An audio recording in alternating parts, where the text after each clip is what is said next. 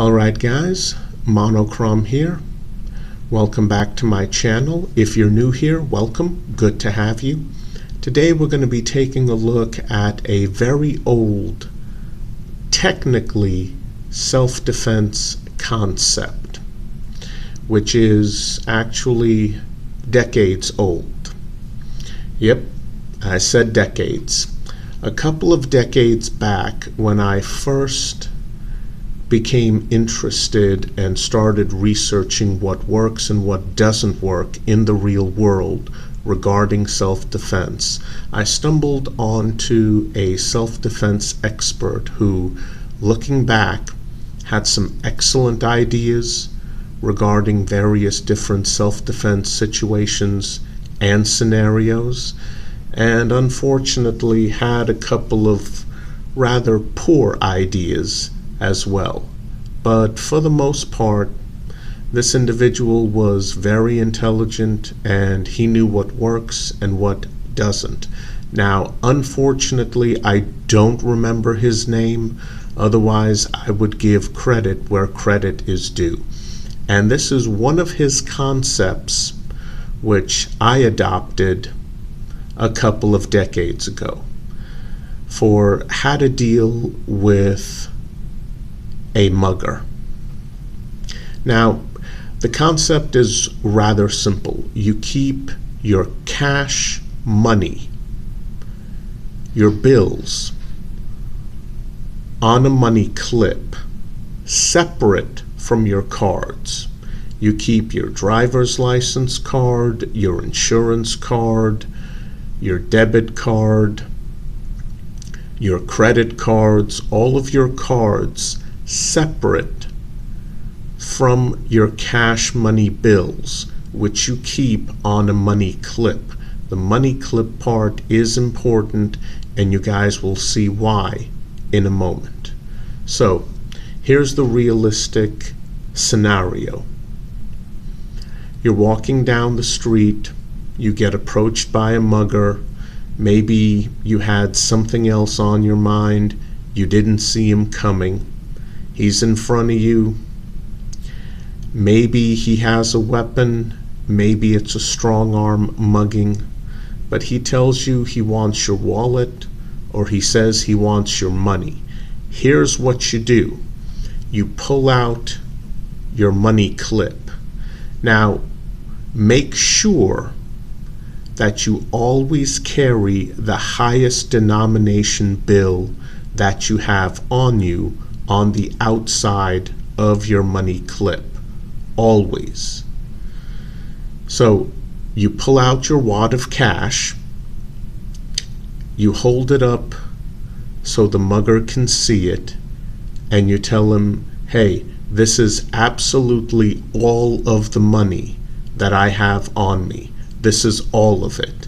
And then, because your money clip is going to add weight to your cash, you take your wad of cash, you toss it in one direction while you run screaming like a lunatic in a zigzag pattern away, run away in the opposite direction.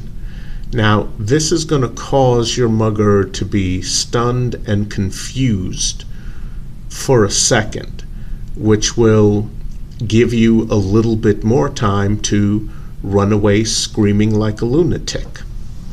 Now, try to take a look at this from the mugger's point of view. There's you, lunatic, running away, screaming, calling attention to yourself, and in the opposite direction, a few feet away from him, is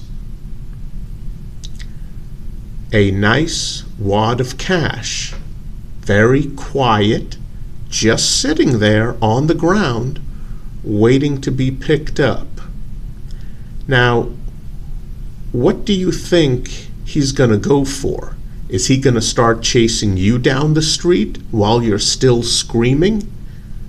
Or is he going to walk over to that nice, quiet money just sitting there waiting to be picked up. Oh yeah, he's going to go for the money. And with this particular concept, you don't lose your credit cards, you don't lose your driver's license, you don't have to go through the hassle of replacing any of those cards. And in modern day society, it is a huge hassle to replace those cards. And that's it. That's the concept. Now, the reason why it works has mostly to do with a mugger's mentality. Most muggers, under most circumstances, they just want your money. That's what they want. They want what you have. They want your money. They're not out to hurt you under most circumstances. When you encounter most muggers, they're not out to hurt you. Now, this has nothing to do with some sort of weird sense of morals that muggers in general have, because the vast majority of them are career criminals, in and out of jail, in and out of prison. The reason why a mugger does not want to hurt you is because if he gets caught, those are going to be some serious charges against him. Sad to say, but muggings are so common, at least in America, that most judges really don't care. They really don't want to be bothered. If a mugger does get jail time, it's going to be pretty much a slap on the wrist, very minimal sentence, in a very minimal facility. However, if he hurts you and he gets caught, those are going to be serious charges. So, being selfish, as muggers naturally are, he doesn't want to bring that headache down on himself. So he'd prefer not to hurt you for his own selfish reasons. He wants your money. You know what? You can replace money. Just give it to him, and using this particular technique, you get to keep your credit cards, keep your driver's license, and guess what? He gets your money. So he's happy too. And like I said, the reason why you need to use a money clip is because paper bills are just too lightweight. If you have them loose in your pocket, they're going to go flying all over the place. That's not good. If you have your cash bills in a money clip, that added bit of weight and the fact that the money clip is holding all the bills together, that's what you need to be able to effectively toss your wad of cash several feet away from you as you run screaming away. Now, I get it. Technically, this really isn't a self-defense concept. It's very limiting.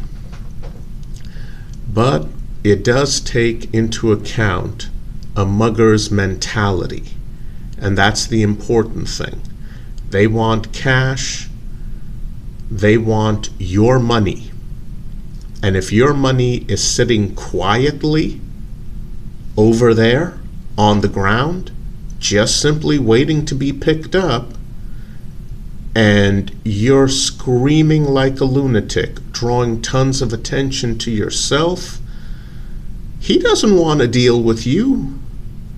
Most normal people would not want to deal with someone running down the street screaming. I sure as hell wouldn't want to deal with you if you were doing that. And I'm here helping you guys. So, there you go. An excellent self-defense concept for dealing with muggers. Okay, guys. I'll see you next time. Please continue to stay safe, and not just against muggers.